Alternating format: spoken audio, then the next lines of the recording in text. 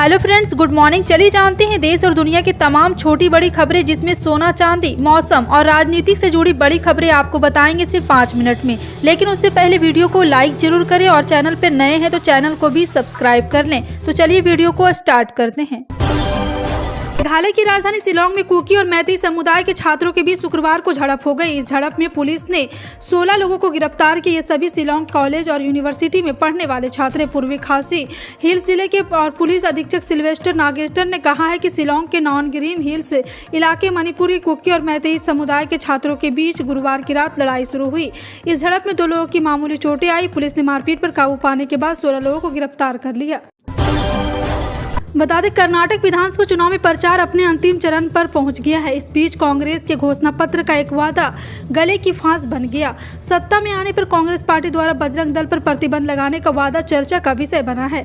भाजपा ने इसे मुद्दा बना दिया है और कांग्रेस पर हिंदू विरोधी और विशेष रूप से हनुमान विरोधी होने का आरोप लगाया है। जिस दिन कांग्रेस का घोषणा पत्र जारी किया गया, उसी दिन प्रधानमंत्री ने इसे अपने चुनावी अभियान में केंद्र बिंदु बनाया। ऐसे में राजनीतिक जानकार भी सोच रहे हैं कि क्या यह विवाद गेम चेंजर साबित होगा। कर्नाटक हाईकोर्ट ने 6 और 7 मई को बेंगलोर में आयोजित होने वाले पीएम मोदी के रोड शो के खिलाफ दायर याचिका खारिज कर दी है। कोर्ट ने राज्य सरकार और पुलिस की ओर से दी गई दलीलों को सुना, जिनमें कहा गया कि रैली अगर कल और परसों की जाती है तो सभी एहतियाती कदम उठाए जाएंगे। कोर्ट में दलील दी गई कि एम्बुलेंस, स्कूल और कॉलेज बसों की आवाजाही, छात्रों और आम जनता के आने जाने, आवश्यक आपूर्ति वाहनों की आवाजाही को ध्यान में रखते हुए एहतियाती उपाय किए जाएंगे। कोर्ट में यह भी बताया गया कि रैली की अनुमति के लिए आवेदन पर विचार करने के लिए जिला निर्वाचन अधिकारी की अध्यक्षता में पुलिस अधिकारी और अन्य अधिकारी की समिति गठित की जाती है। पटना हाईकोर्ट ने नीतीश सरकार को झटका देते हुए जाति और आर्थिक जनगणना पर तत्काल प्रभाव से अंतरिम रोक लगा दी। हाईकोर्ट के चीफ जस्टिस वी चंद्रन की बेंच अब इस मामले में 3 जुलाई को सुनवाई करेगी। कहना है कि जातिगत जनगणना राज्य सरकार नहीं बल्कि केंद्र सरकार के अधिकार क्षेत्र में आता है, यानी संघ सूची का हिस्सा है। राज्य तभी यह गणना करवा सकता है जब विधानसभा में इस संबंध में कानून पारित किया जाए। नीतीश सरकार ने 18 फरवरी 2019 और फिर 27 फरवरी 2020 को जातीय जनगणना का प्रस्ताव बिहार विधानसभा विधान परिषद ने पास करा चुकी है। केरल हाईकोर्ट ने फिल्म द केरला स्टोरी की रिलीज पर रोक लगाने से इनकार कर दिया। इतना ही नहीं, कोर्ट ने कहा है कि फिल्म में ट्रेलर में किसी विशेष समुदाय के खिलाफ कुछ भी आपत्तिजनक नहीं। हालांकि फिल्म निर्माता ने कोर्ट को भरोसा दिया है कि केरल की 32,000 से अधिक महिलाओं के आईएएस में भर्ती होने का दावा करने वाले विवादास्पद टीचर सोशल मीडिया पर हटाया जाएगा। दरअसल द केरला स्टोरी देश भर में शुक्रवार यानी कि रिलीज हो रही थी, लेकिन फिल्म में उन लड़कियों की कहानी जो नर्स बनना चाहती थी। हिमाचल प्रदेश सरकार ने राज्य के 1.36 लाख कर्मचारियों के लिए पुरानी पेंशन योजना लागू करने के लिए मानक संचालन प्रक्रिया जारी कर दी है। एसओपी के अनुसार जो कर्मचारी ओपीएस के तहत कवर होना चाहते हैं या राष्ट्रीय पेंशन प्रणाली के तहत बने रहना चाहते हैं, उन्हें निर्देशों के जरिए होने की तारीख से 60 दिनों के भीतर एक विकल्प चुनना होगा। एक मेमोरेंडम में कहा गया है कि एक बार प्रयोग करने के बाद विकल्प अंतिम होगा और उसमें कोई बदलाव नहीं किया जा सकेगा। सीबीआई ने केनरा बैंक में 538 करोड़ रुपए की कथित धोखाधड़ी मामले में शुक्रवार को जेट एवरेज और उसके संस्थापक नरेश गोयल के मुंबई स्थित परिसर सहित 7 स्थानों पर तलाशी ली। अधिकारियों ने यह जानकारी दी। सीबीआई नरेश गोयल, उनकी पत्नी अनीता और पूर्व एयरलाइन निदेशक गौरांग आनंद शेट्टी के आवासों और कार्यालय में छापेमारी की। उन्होंने कहा एजेंसी ने केनरा बैंक की एक शिकायत पर 538 करोड़ रुपए की कथित बैंक धोखाधड़ी का नया मामला दर्ज किया है। शरद पवार ने एनसीपी अध्यक्ष पद से अपना इस्तीफा वापस ले लिया है। अब वो आगे भी एनसीपी के अध्यक्ष बने रहेंगे। उन्होंने शुक्रवार को मुंबई में एक प्रेस कॉन्फ्रेंस कर इसकी घोषणा की। प्रेस कॉन्फ्रेंस में शरद पवार के साथ पार्टी के कई अन्य वरिष्ठ नेता भी मौजूद थे। प्रेस कॉन्फ्रेंस में शरद पवार ने कहा कि पद छोड़ने के बाद पार्टी के नेता और कार्यकर्ताओं ने मुझसे मेरे फैसले पर विचार करने को कहा था। वे चाहते थे कि मैं अपने पद से बना रहूं और उनके आग्रह के बाद मैं ही अपने फैसले पर से विचार किया है। इसके बाद ही मैंने आज अपना इस्तीफा वापस ले रहा हूं। मैं अपने पार्टी के नेता और कार्यकर्ताओं की भावनाओं का सम्मान करता हूं। देश में बढ़ती हुई महंगाई की इस दौर में आम उपभोक्ताओं के लिए अब एक राहत की खबर सामने आ रही है। अंतर्राष्ट्रीय बाजार में अलग अलग खाने पीने की तेल कीमतों में आई गिरावट का असर अब देश की बड़ी अनाज मंडियों में दिखने लगा है। थोक बाजार और मंडियों में खाने पीने की तेल कीमत गिरने लगी है। थोक व्यापारी के मुताबिक पिछले 2 हफ्तों में अलग अलग खाने पीने की तेल कीमत में औसतन 10 से 15% तक की गिरावट आई है। दिल्ली की सबसे बड़ी अनाज मंडी में पिछले 2 हफ्ते में सभी तरह के खाने पीने के तेल 10 से 15% तक सस्ते हुए हैं। बुद्ध पूर्णिमा के अवसर पर शुक्रवार को विज्ञान भवन में भारतीय बुद्ध संघ द्वारा आयोजित सामाजिक समरसता सम्मेलन में भाजपा के वरिष्ठ नेता मुख्तार अब्बास नकवी ने शामिल हुए हैं।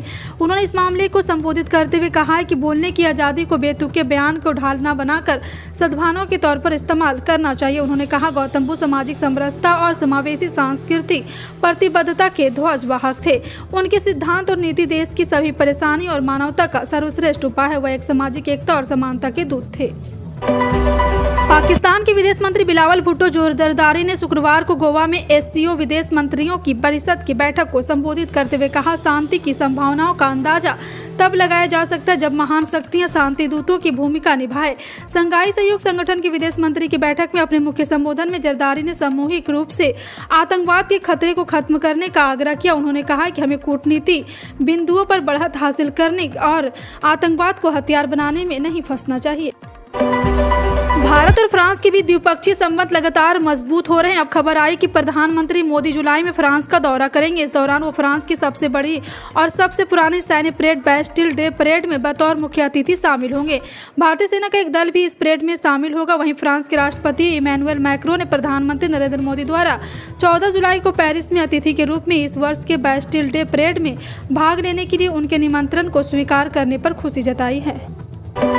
बेमौसम बरसात ने छत्तीसगढ़ के किसानों की कमर तोड़ दी। जिला मुख्यालय से 30 किलोमीटर दूर महिमा गवाड़ी के किसान बेमौसम बारिश की तबाही हो गए और फसल बेचकर मोटी कमाई की आस लगाए किसानों की उम्मीदों पर बारिश ने पानी फेर दिया है। और साथ ही साथ आपको बता दें कि पूरे नारायणपुर जिले में सब्जियों की आपूर्ति करने वाले महिमा गवाड़ी के करीब 300 किसानों को 1.5 से 2 करोड़ रुपए के आर्थिक नुकसान होने की बात कही जा रही। अभी किसान सरकार से फसल के नुकसान के मुआवजे की राह ताक रहे हैं। चक्रवात मोचा की भविष्यवाणी ने हमारे देश के पूर्वी भाग में रहने वाले लोगों के मन में डर पैदा कर दिया है। मोचा के आने की खबर ने एक बार फिर अम्फान और यास के कहर को याद दिला दिया। मौसम विभाग के अनुसार 6 मई यानी शनिवार को दक्षिणी पूर्वी बंगाल की खाड़ी में एक चक्रवात बनेगा। यह चक्रवात 7 मई को एक निम्न दबाव बना जाएगा। 8 मई यानी सोमवार के डिप्रेशन और गहराएगा। यह सिस्टम एक गहरे दबाव के रूप में विकसित होगा और मध्य बंगाल की खाड़ी की ओर बढ़ेगा। एक गहरा दबाव 9 मई को मध्य बंगाल की खाड़ी के ऊपर एक चक्रवाती तूफान के रूप में विकसित होगा। ईद के मौके पर सलमान खान किसी की भाई किसी की जान रिलीज करके फैंस को तोहफा दिया था, लेकिन लगता है फैंस को वह तोहफा पसंद आता नहीं दिख रहा। दरअसल जहां जैसे तैसे फिल्म ने 100 करोड़ रुपए कमाए तो वह 150 करोड़ की तरफ फिल्म धक्के खाकर बढ़ती हुई नजर आ रही है। ऐसा हम नहीं बल्कि फिल्म के दूसरे हफ्ते का कलेक्शन कह रहा है, जो प्रतिदिन कम हो रहा है। वह 14वें दिन भी फिल्म ने कोई खास कलेक्शन नहीं किया। जी हाँ, आपको बता दें बॉक्स ऑफिस ट्रैकर संचालिका के अनुसार सलमान खान की मल्टी स्टारर फिल्म ने 14वें दिन 1.10 करोड़ की कमाई की है।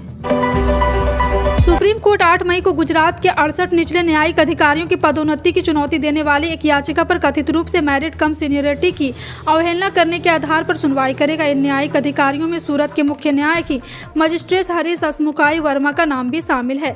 वर्मा ने मानहानि के एक मामले में कांग्रेस नेता राहुल गांधी को दोषी ठहराया था। न्यायमूर्ति एम.आर. शाह और न्यायमूर्ति असानुद्दीन अमानुल्लाह की पीठ ने 1 मई को जिला न्यायाधीश के उच्च कैडर में 68 न्यायिक अधिकारी का चयन को चुनौती दिया।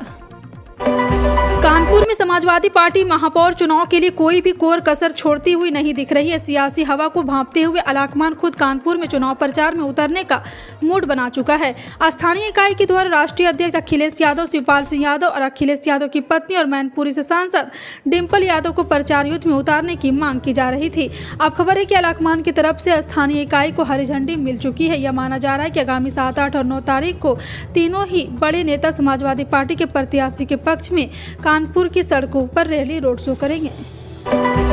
ऑल टाइम हाई पर पहुंचने के बाद शुक्रवार शाम सोने चांदी के वायदा कीमतों में गिरावट देखने को मिली। MCX एक्सचेंज पर शुक्रवार शाम सोना वायदा में गिरावट दर्ज की गई। MCX पर 5 जून की डिलीवरी वाला सोना वायदा 0.32% या 194 रुपये की गिरावट के साथ 61,299 रुपये प्रति 10 ग्राम पर ट्रेड करता दिख रहा है। इससे पहले गुरुवार को यह सोना वायदा बाजार में 61,845 10 ग्राम था। महंगाई भत्ता यानी कि DA सरकारी कर्मचारियों को इसका बेसब्री से इंतजार होता है। महीनों पहले से ये वो पता लगाने में जुट जाते हैं कि इस बार DA में कितना इजाफा होगा, सैलरी से पहले ये कितना इजाफा होगा। और आपको बता दें कि बढ़ता हुआ महंगाई भत्ता आएगा तो उसका कहाँ यूज किया जाए ये भी कर्मचारी पहले से तय कर लेते हैं। आखिर सैलरी में बढ़ी हुई रकम को किसे इंतजार नहीं होता। केंद्रीय कर्मचारी के महंगाई भत्ते में साल में 2 बार बढ़ोतरी होती है। 1 जनवरी से 2 जुलाई से जनवरी 2023 से लागू हुई DI हैक की घोषणा सरकार ने मार्च 2023 में की थी। भारत सरकार सरकार ने किसानों की आर्थिक सुरक्षा के लिए कई कदम उठाए। इन्हीं में से एक प्रधानमंत्री किसान सम्मान निधि योजना है। सरकार इस योजना के लिए किसानों को हर साल 6,000 रुपये की वित्तीय सहायता प्रदान करती है। इसके अलावा कृषकों के लिए एक पेंशन योजना भी है, जिसमें 60 साल बाद उन्हें आय की कमी नहीं होगी और प्रति महीने 3,000 रुपये की पेंशन भी होगी।